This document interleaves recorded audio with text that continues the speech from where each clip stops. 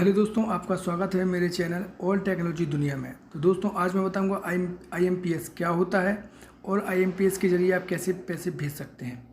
पूरी detail information IMPS के बारे में बताएंगे, जो एक बैंकिंग सर्विसेज है। आप इस वीडियो को पूरा देखिए और समझिए। अगर आप पैसे भेजना चाहते हैं तो उसकी भी प्रोसेस को बहुत आसान शब्दों में बताया गया है। तो वीडियो को पूरा देखें और वीडियो अगर पसंद आती है तो चैनल को सब्सक्राइब करना, वीडियो को लाइक करना ना भूलें। तो चलिए शुरुआत करें आज की वीडियो की। तो दोस्तों यहाँ पे मैं IMPS के बारे में आपको इन्फॉर्मेशन दूंगा कि IMPS है क्या। एक्चुअली IMPS भी फ़ोनपे, पेटीएम पे और जो भी आप यूज करते हैं पेमेंट गेटवे पर पेमेंट को ट्रांसफ़र करने के लिए, ठीक उसी प्रकार से IMPS भी उसी काम करता है, उसी तरीके से काम करता है।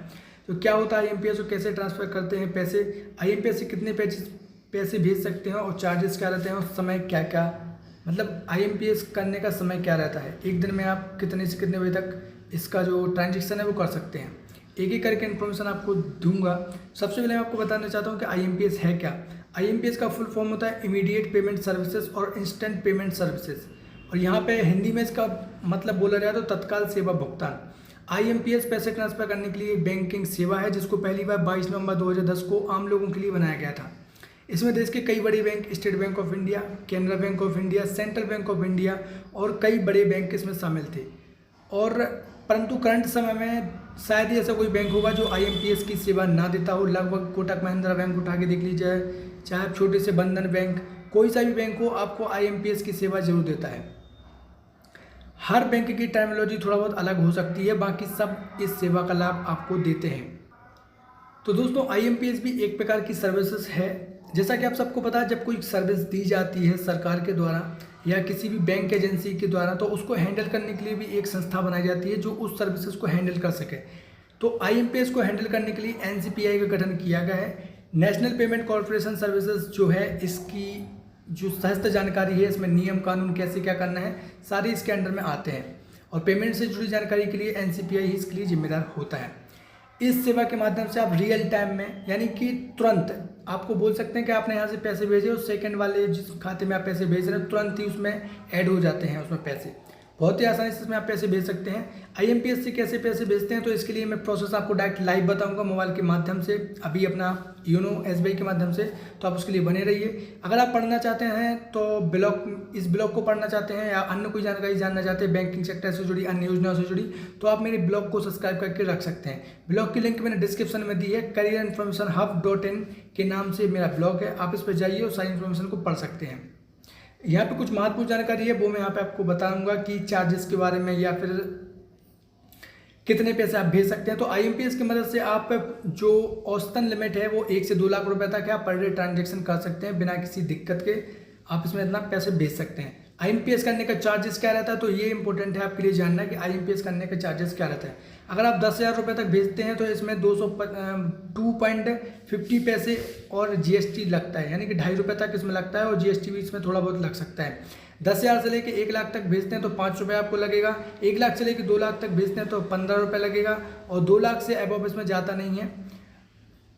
कभी कभी अगर आप भेजना चाहते हैं, अगर आपने इस पर सर्विस करके लेकर तो आपको इसमें उसका लाभ मिल जाता है। आप इसमें 2 लाख से भी ज़्यादा एक बार में राशि भेज सकते हैं। जो बड़े बड़े बिजनेसमैन होते हैं वो IMPS करते हैं, तो उनके लिए ये सेवा एनेबल रहती है। तो 25 रुपये तक इसका आपको भुगतान करना होता है। IMPS करने का समय क्या रहता है, तो दोस्तों IMPS करने के लिए जो समय है वो 24 घंटे में आप कभी भी इसको भेज सकते हैं। सुबह 8 बजे भेजना चाहते हैं, रात को 8 बजे भेजना चाहते हैं, दिन में 24 घंटे 7 दिन में से आप जिस दिन भेजना चाहते हैं इसकी पेमेंट का आप लाभ उठा सकते हैं। तो दोस्तों ये थी IMPS के ऊपर मेरी महत्वपूर्ण इन्फॉर्मेशन। अब मैं आपको बताऊंगा लाइव प्रोसेस के IMPS का उपयोग आप कैसे कर सकते हैं अगर आप अपने मोबाइल के माध्यम से पैसे को भेजना चाहते हैं। तो चलिए बिना किसी देरी के वो भी शुरू करते हैं। तो दोस्तों अपने योनो SBI का मैं यहाँ पे प्रयोग करके आपको बताऊंगा कि आप IMPS के जरिए कैसे भेज सकते हैं। अगर आपके पास और कोई नेट बैंकिंग जो एप्लीकेशन आप यूज करते हैं, मान लीजिए आप कैनरा बैंक में अगर आपका खाता है तो कैनडी के माध्यम से आप IMPS कर सकते हैं। बैंक ऑफ बड़ौदा में खाता है तो बैंक ऑफ बड़ौदा के लिए M-Connect एप्लीकेशन है, और बैंक ऑफ इंडिया का करते हैं तो बैंक ऑफ इंडिया का भी एक अलग से एप्लीकेशन है जिसको आप प्ले स्टोर के माध्यम से बहुत आसानी से डाउनलोड कर सकते हैं। आपको पेमेंट भेजने के लिए कुछ नहीं करना है, योनो पे के ऊपर जो लिखा हुआ है इस पर क्लिक कर देना है। यहाँ पे क्लिक करने के बाद कुछ इस तरह का इंटरफेस आपको देखने को मिलते हैं। यहाँ पे बैंक अकाउंट के माध्यम से IFSC के माध्यम से आप कैसे पैसे भेजेंगे इसके ऊपर मैं पहले वीडियो बना चुका हूँ कि अगर आप अकाउंट नंबर और IFSC के माध्यम से पैसे भेजना चाहते हैं तो वो आप वो कैसे भेज पाएंगे। यहाँ पे मैं IMPS के जरिए पैसे कैसे भेजने वो आपको बताऊंगा। तो यहाँ पे लिखा हुआ ऊपर साइड क्विक ट्रांसफ़र, आपको इस पर क्लिक कर देना है। जैसे यहाँ पे क्लिक करेंगे तो आपके सामने कुछ इस तरह का इंटरफेस देखने को मिलेगा। और SBI beneficiary is account holder, यानी कि अगर आपका खाता जो जिसमें आप पैसे भेज रहे हैं, अगर उसका खाता अगर SBI बैंक में ही है तो आप इसको सिलेक्ट कर लेंगे। अगर आप जिनको पैसे भेज रहे हैं तो आपको अदर बैंक में क्लिक करना है। अगर आप SBI से SBI में भेजते हैं तो आपको उसका जो IFSC कोड है वो यहाँ पर देने की आवश्यकता नहीं है, परंतु अगर आप अदर बैंक में भेजेंगे तो IFSC कोड आपको देना पड़ेगा। तो यहाँ पे मैं अदर बैंक का ऑप्शन सेलेक्ट करूँगा। जैसे मैं यहाँ पे अदर बैंक का सिलेक्ट करूँगा तो यहाँ पे आप देख लीजिए जो भी सिलेक्ट अमाउंट है, अमाउंट आपके ऊपर शो कर देगा कितने आपके खाते हैं पैसे, आपके खाते में कितने पैसे हैं। यहाँ पे आपको आपका नाम लिखना है, तो जो भी यहाँ पे नाम लिखूँगा, मैं अपना नाम लिख देता हूँ अमित। और जिसको आप भेजना चाहते हैं पैसे वो यहाँ पे आपको अकाउंट नंबर टाइप कर देना है। अकाउंट नंबर टाइप करने के बाद जैसे आप अकाउंट नंबर टाइप करेंगे तो अकाउंट नंबर को री इंटर करना है और IFSC कोड डालना है। तो चलिए यहाँ पे मैं आपको फटाक से भर रहा हूँ इन्फॉर्मेशन, आप अपने मोबाइल में इसको करके देख सकते हैं। यहाँ पे मैंने अपना अकाउंट नंबर और IFSC कोड को डाल दिया है। यहाँ पे मैं 1 रुपये भेजूँगा ताकि आपको बता सकूँ कि कैसे भेजना है। यहाँ पर रिमार्क में आपको, कई लोग मुझसे पूछते हैं रिमार्क में क्या डालना है, तो रिमार्क में आपको डाल लीजिए कुछ भी जो आप याद रख सकें, ताकि आपको याद रहे कि आपने ये पेमेंट किसको की थी जब आप एंट्री करवाएं पासबुक की।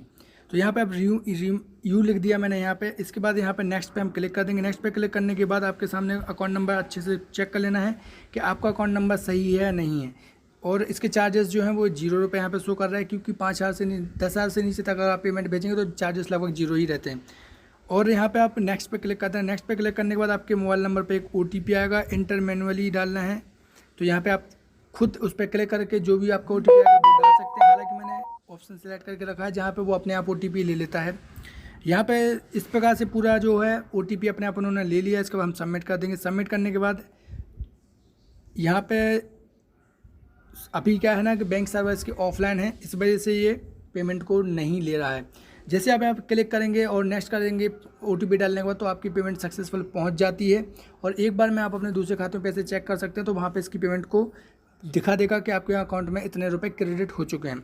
आई होप आपको ये समझ में आ गया होगा कैसे आप इसकी सेवा का लाभ उठा सकते हैं, कैसे आप IMPS कर सकते हैं पैसों का। अगर आपको इससे संबंधित किसी प्रकार की समस्या है तो आप हमें कमेंट बॉक्स में कमेंट कीजिए। आपकी हर एक जानकारी कमेंट बॉक्स में जो भी आप क्वेश्चन पूछेंगे उसकी जानकारी आप तक पहुँच जाएगी।